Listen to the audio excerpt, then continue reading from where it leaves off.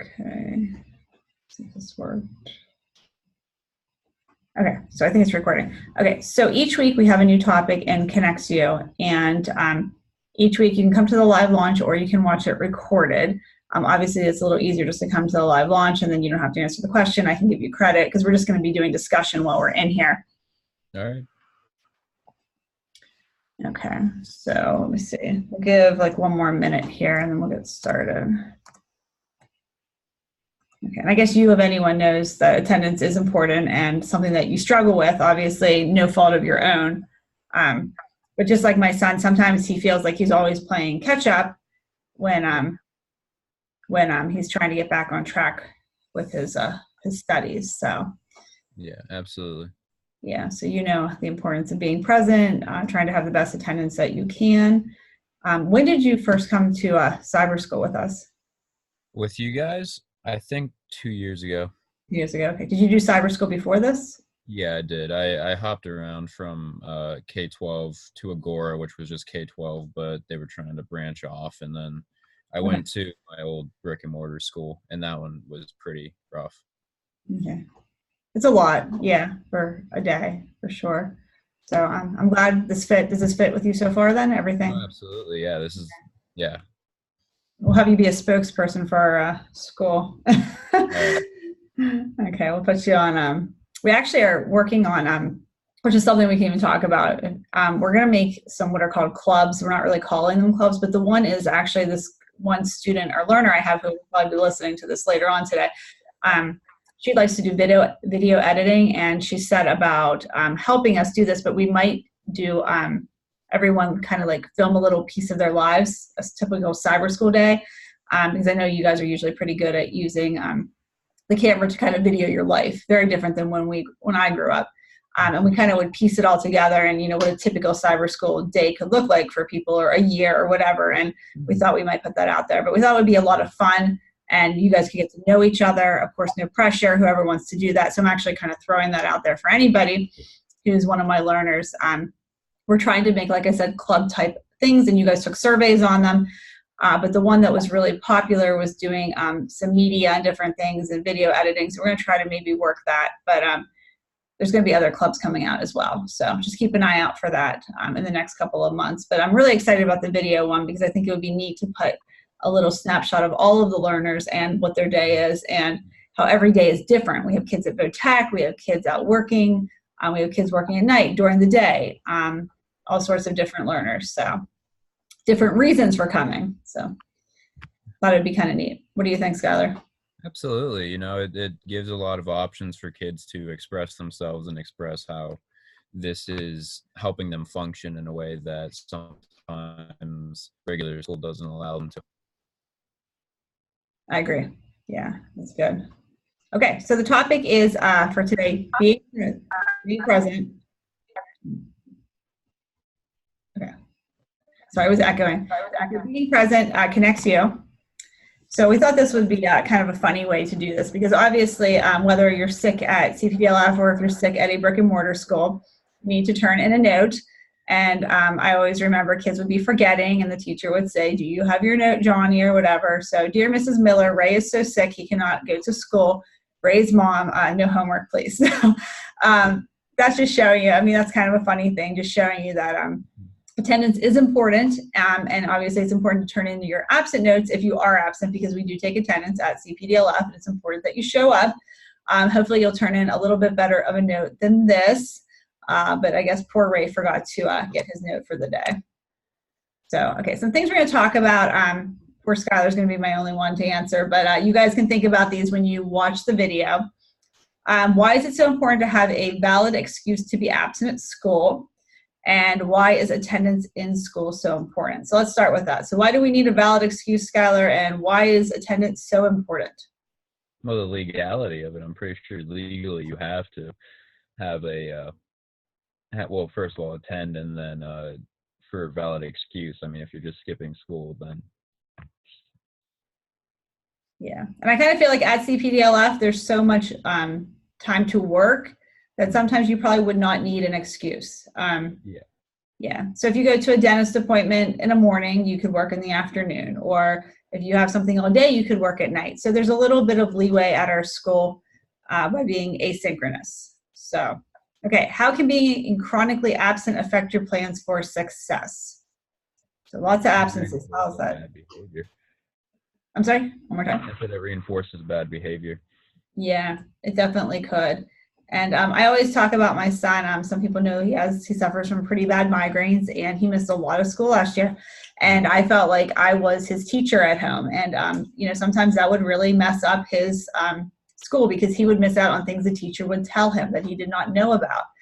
And I just kind of had to go back and forth with the teachers, try to figure things out. And we went to the Cleveland Clinic, got more medicine, so things seem to be going a little bit better. But him missing a lot of school can definitely, affect what's going on and what and say reading, it messes with your reading levels, and there's just so many things tied to missing school. Okay, so how will you make sure you are present here at CPDLF? So Skylar, when do you like to work the best? How are we going to be present here?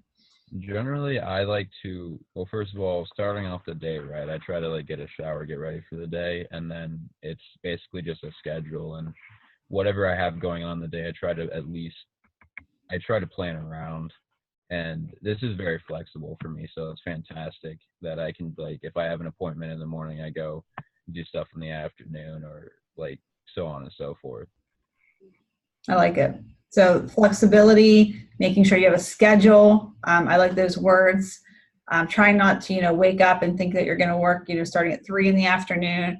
I have heard other coworkers tell me that they'll be calling kids at 1 o'clock, and mom's trying to, push them out of bed at 1 p.m. And it's a burden for them to get up by 1 o'clock. Okay. So we don't want that for you guys. We want you getting up and getting going.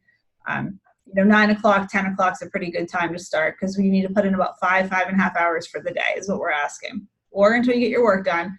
But if you can finish it earlier, that's fine, but just make sure you're putting in your time. Okay, so I want to show you guys this video. It's school attendance.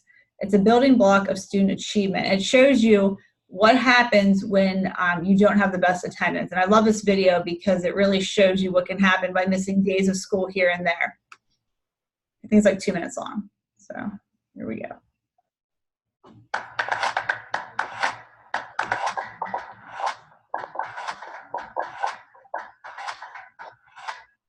My name is Lauren Bauer, and I'm a scholar with the Hamilton Project at Brookings. Every morning, millions of families... Sorry. It's not going full screen. We'll deal with it.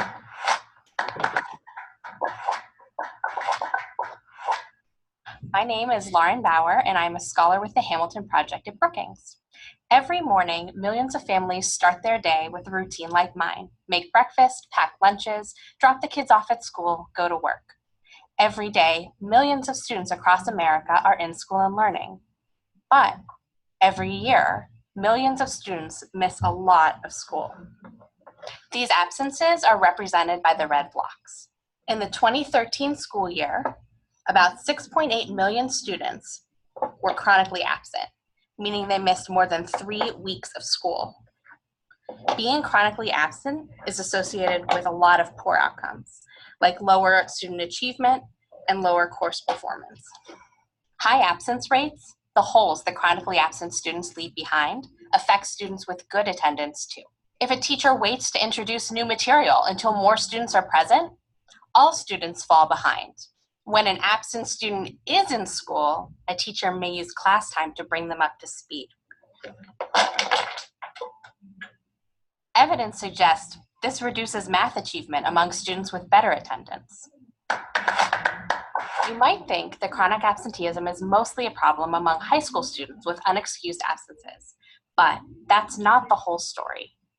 Among elementary school students, kindergartners have the highest rates of chronic absenteeism. Students who are chronically absent in kindergarten are less likely to be proficient in reading and math in 3rd grade. Chronic absenteeism gets worse every year from 6th grade to 12th grade. Students who are chronically absent from school and at the end of the day are more likely to drop out of school entirely, a status associated with a lifetime of poor economic outcomes. What can we do about chronic absenteeism? Under the Every Student Succeeds Act, No Child Left Behind's replacement, 36 states and DC will be holding schools accountable for reducing rates of chronic absenteeism. In a new Hamilton Project strategy paper, we discuss some of the evidence-based strategies that work. School-based mentors who track chronic absenteeism and work with parents and students on improving attendance reduces chronic absenteeism. Classroom teachers who visit students' homes and text with parents about attendance helps reduce chronic absenteeism. Even just sending mailings home with good information about attendance reduces chronic absenteeism and gets students back on track. As parents, we can make sure our kids are in school every day. So